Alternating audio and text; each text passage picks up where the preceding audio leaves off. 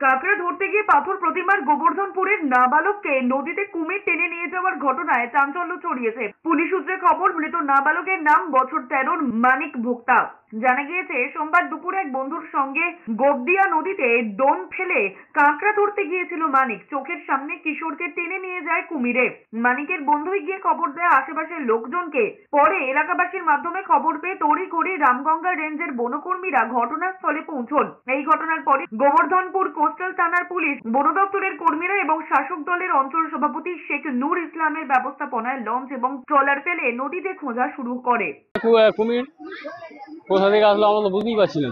এর আগে তো 13 তারিখ একটা এসেছিল, সে ওইভাবে ফরেস্ট ডিপার্টমেন্ট থেকে ওরা নিয়ে গেল। এটাও ছিল বেশ কিছুদিন এখানে এই পুকুরে।